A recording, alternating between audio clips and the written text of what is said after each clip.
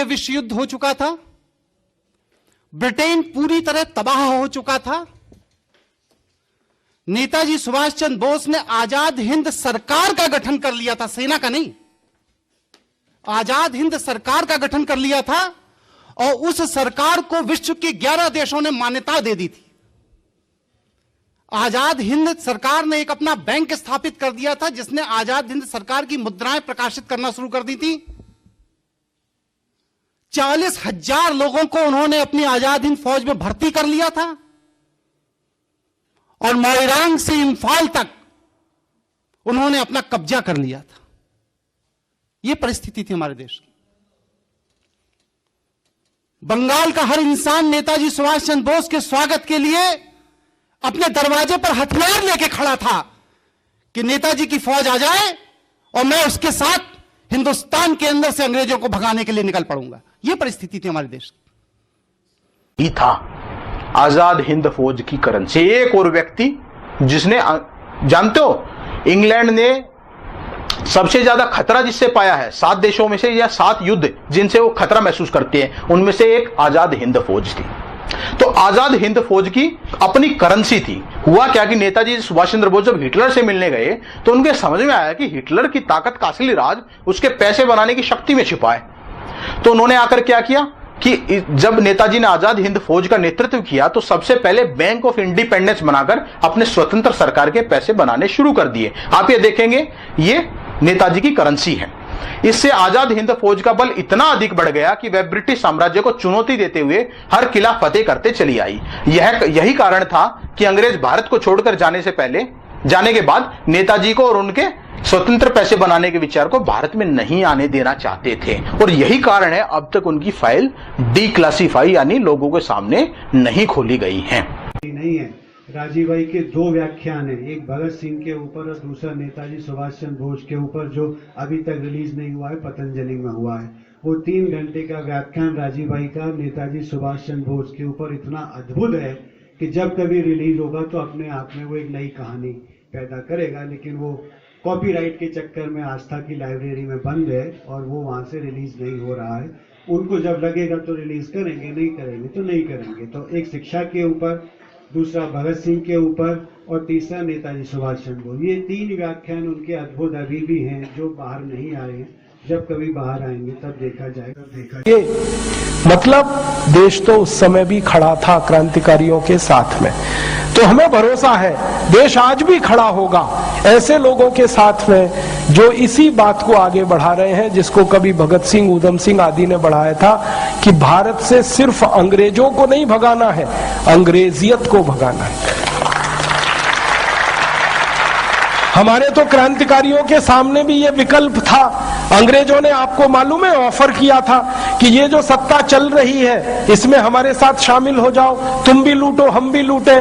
सारे क्रांतिकारियों ने साफ मना किया था कि इस लूट की व्यवस्था में हमें शामिल नहीं होना, हमें संपूर्ण आजादी चाहिए, संपूर्ण स्वराज्य चाहिए। और जिस क्रांतिकारी ने ये बात सबसे पहले कही थी ना, उन्हीं का नाम था नेताजी सुभाष चंद्र बोस। आपको मालूम है उनके जीवन की विडंबना क्या थी?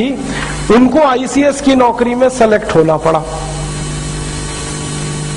उनके पिताजी की इच्छा की पूर्ति के लिए।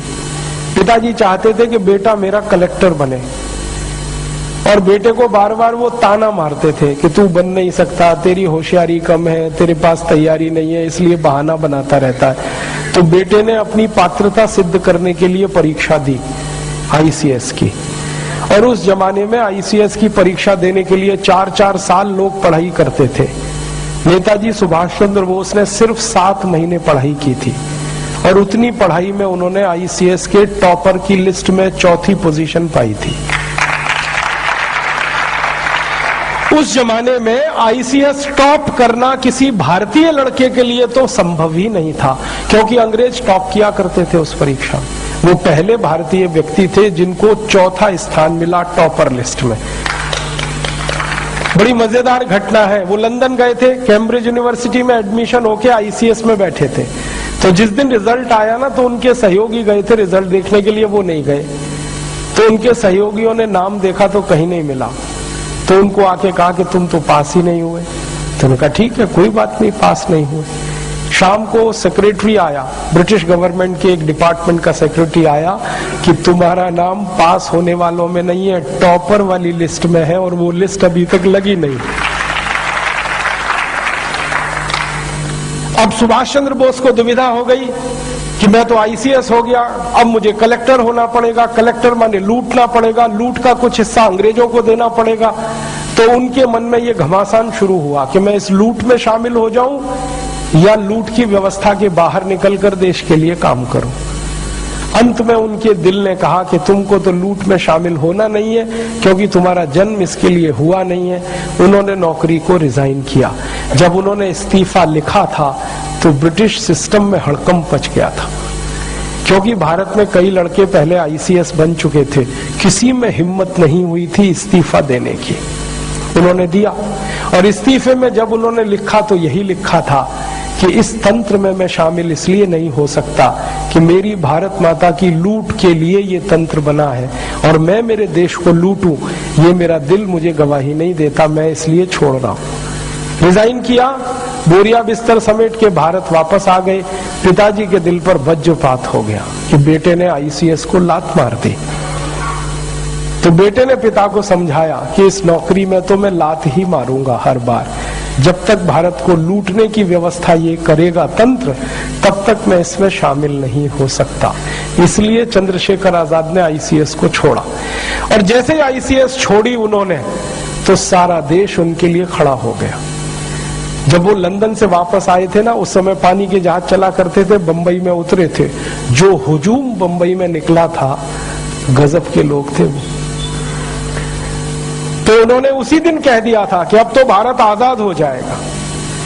क्यों? जब मुझे समर्थन देने के लिए इतने लोग भारत में हैं, तो मैं जब गांव-गांव जाऊंगा तो कितने लोग खड़े हो जाएंगे। उसी कॉन्फिडेंस से, उसी आश्वासन पर उन्होंने आजाद हिंद फौज का गठन किया था, वो भी भारत से बाहर जाके। और जब फौज बनाई थी तो माताओं ने अपने मंगलसूत्र उतार के उनको दान किए थे।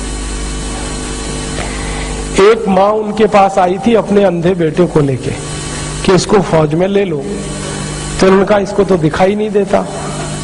तो बेटे ने क्या कहा कि दिखाई तो नहीं देता, लेकिन आपकी फौज में आ जाऊंगा तो दुश्मन की एक गोली तो कम कर ही दूंगा।